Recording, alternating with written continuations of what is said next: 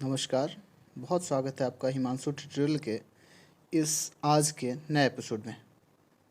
प्यारे प्रशिक्षुओं, जैसा कि आप सभी को पता है कि इससे पूर्व हमने बहुत से ऐसे तथ्यों को हमारे educational channel the Himanshu tutorial के माध्यम से देखा है।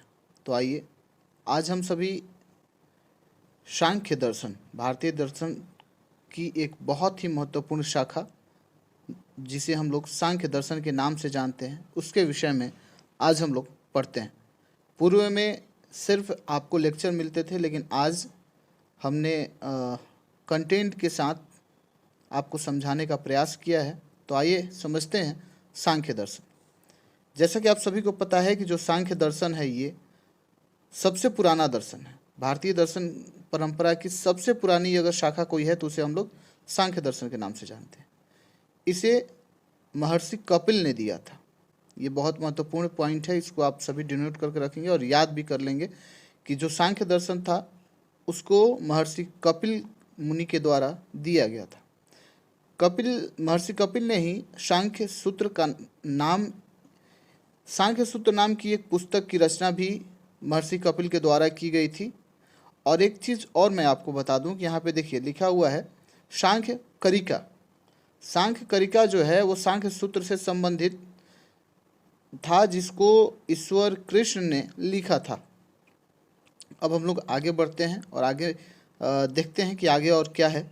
सांख्य दर्शन में पुरुष तथा प्रकृति के बारे में पढ़ने को मिलता है। हम सभी जानते हैं कि जो सांख्य दर्शन है वो उसमें बताया गया है कि एक तो पुरुष और दूसरा प्रकृति के बारे में इसमें अध्ययन कराया जाता है। पुरुष के विषय में यदि हम लोग बात करें तो पुरुष न तो कोई कारण है और न ही प्रभाव, बल्कि पुरुष वही है जो एग्जिस्ट करता है, उसे ही हम लोग सांख्य दर्शन में पुरुष कहते हैं। प्रकृति के 3 गुण एग्जिस्ट करते हैं, जैसा कि आप सभी को पता है। पहला सत्व, दूसरा रज और तीसरा तम। ये 3 गुण है जो कि प्रकृति में एग्जिस्ट करते हैं। तो आइए अब देखते हैं हम कुछ महत्वपूर्ण तथ्य। सांख्य द्वैतवादी दर्शन है। जो सांख्य दर्शन है उसे हम लोग द्वैतवादी दर्शन के नाम से भी जानते हैं। द्वैतवादी दर्शन भी उसे कहते हैं। अब देखिए सांख्य दर्शन के 2 मूल तत्व हैं। जैसा कि मैंने अभी पहले ही आपको बताया था कि प्रकृति और पुरुष, यही 2 मूल तत्व हैं जो कि सांख्य दर्शन के हैं। इन्हीं 2 तत्वों के योग से सृष्टि बनी है। ऐसा कहना है कि यही 2 तत्व हैं जिससे सृष्टि की रचना हुई है। सांख्य के अनुसार प्रकृति त्रिगुणात्मक है। पहला सत्व, दूसरा रजस, तीसरा तमस। अभी हमने सत्व, रज और तम के बारे में बात किया था।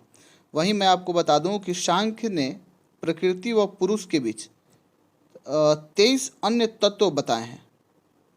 23 ये अन्य तत्व हो गए और बाकी ये जो 3 हो गए, टोटल मिला के यदि हम जोड़ दें तो टोटल 25 होता है। सांख्य दर्शन में प्रकृति और पुरुष को मिला दिया जाए तो टोटल 25 तत्व शामिल होते हैं। अब देखिए यहाँ पे आपको देखने को मिलेगा कि सांख्य दर्शन की तत्व मीमांसा, जो सांख्य दर्शन के तत्व मीमांसा हैं उनकी संख्या कितनी है? 25। तो हम लोग देखते हैं कि कहाँ कहाँ पे ये 25 की संख्या किस प्रकार से है, उन सब का नाम एक बार जानने का प्रयास हम इस वीडियो में कर रहे हैं। पहला है प्रकृति। प्रकृति में बताया गया है कि इसमें एक है, चाहे वो प्रकृति है या प्रधान है या अव्यक्त है, इसमें इस नामों से किसी एक को यहाँ पे शामिल किया गया प्रकृति में। अब दूसरा है विकृति। विकृति में क्या क्या शामिल है? हाथ, पैर, वाणी, जननेंद्रियाँ, आँख, कान, नाक, जिह्वा या त्वचा, मन, पृथ्वी, जल, तेज, वायु और आकाश। ये 16 तत्व हैं, ये विकृति के अंतर्गत आते हैं। अब देखिए प्रकृति व विकृति दोनों को एक साथ मिला देते हैं, इसमें कुल कितने हैं? 7 तत्व शामिल हैं। पहला अहंकार, दूसरा महत जिसे हम लोग बुद्धि भी कहते हैं, शब्द तन मात्रा, स्पर्श तन मात्रा, रूप तन मात्रा, रस तन मात्रा और गंध तन मात्रा। ये अगर टोटल हम लोग कर लें तो टोटल जो तत्व मीमांसा है वो उसकी संख्या कितनी हो जाती है? 25 हो जाती है यहाँ पर।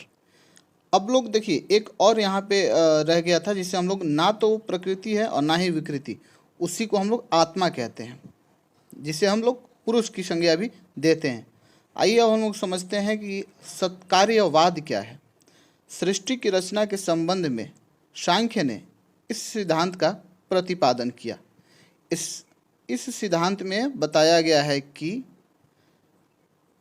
कोई भी काम या कोई भी कार्य अर्थात वर्क कारण में निहित होता है।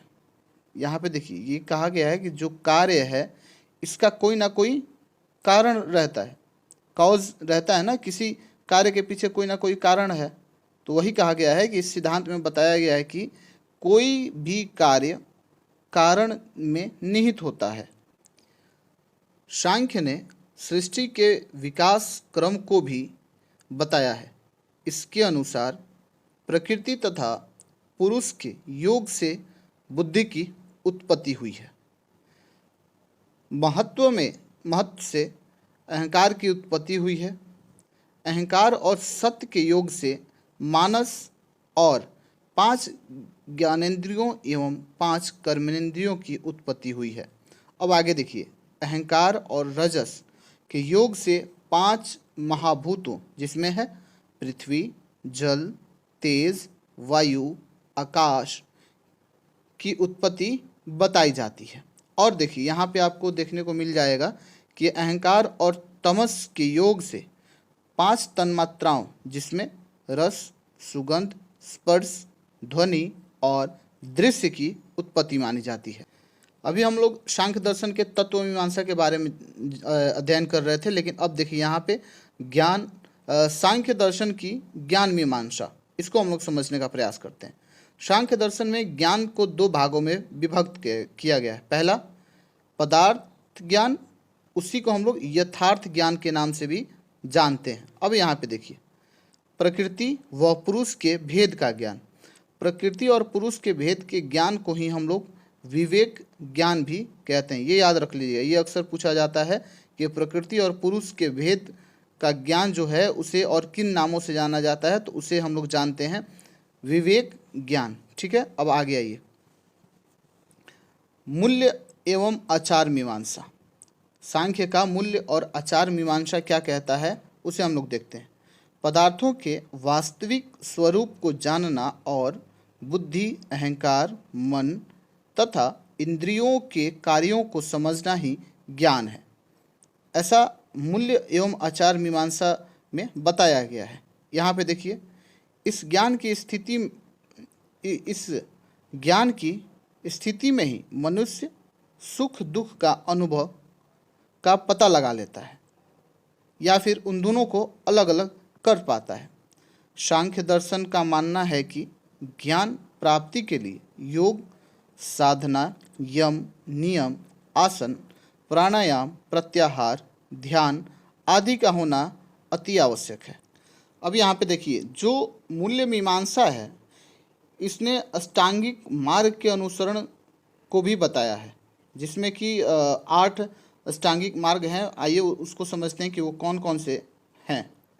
यहाँ पे देखिए, पहला यम, दूसरा नियम, तीसरा आसन, चौथा प्राणायाम, 5वां प्रत्याहार, 6ठा धारणा, 7वां ध्यान और समाधि। इन 8 अष्टांगिक मार्ग के विषय में भी इस सांख्य दर्शन में बताया गया है। अब हम लोग देखते हैं कि सांख्य दर्शन का शैक्षिक निहितार्थ मतलब क्या है इसका, कि शिक्षा में कितना ये कारगर है और इस सांख्य दर्शन का शैक्षिक निहितार्थ क्या है, इस विषय में भी यहाँ पे आपको बताया गया है। देखिए, इसमें बताया जाता है कि शिक्षा प्रक्रिया एक ऐसी होनी चाहिए जो प्रकृति तथा पुरुष के भेद का ज्ञान प्रदान कर सके। इसमें ये बताया गया कि जो शिक्षा है वो ऐसी हो जिसमें कि प्रकृति और पुरुष इन दोनों के भेद को बता सके। इसमें ये भी बताया गया है कि शिक्षा का पाठ्यक्रम, शिक्षण विधियाँ और अनुशासन कैसा हो।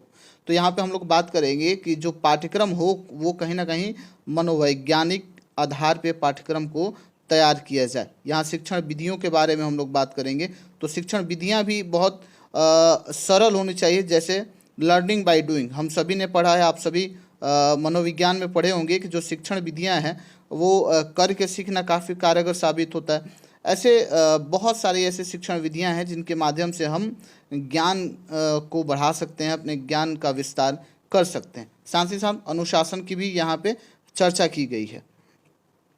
कहा गया है कि इन तीनों को ऐसे तैयार करना चाहिए, ऐसे तैयार किया जाए कि ज्ञान परंपरा को और सुदृढ़ बना सके। मतलब अपने ज्ञान में और किस प्रकार से हम वृद्धि कर पाते हैं। यदि हम पाठ्यक्रम का निर्माण मनोवैज्ञानिक तरीके से करेंगे तो भी हमारे ज्ञान परंपरा में विकास होगा। शिक्षण विधियों का हमारा अगर सही उसको सही से अनुपालन करेंगे, उससे भी कहीं ना कहीं हमारे सीखने में काफ़ी वृद्धि होगी। साथ ही साथ ये अनुशासन, ये सबसे बहुत आवश्यक पॉइंट है, जो कि अनुशासन, जिसे हम लोग डिसिप्लिन के नाम से भी जानते हैं। यहाँ पे देखिए, सांख्य दर्शन कहता है कि ब्रह्मांड चक्रीय है, अर्थात कभी समाप्त न होने वाली प्रक्रिया है वो ब्रह्मांड है। मतलब साइक्लिंग प्रोसेस की बात कर रहा है कि ये जो ब्रह्मांड है वो चक्रीय है, और ये कहता है कि कभी समाप्त न होने वाली प्रक्रिया है।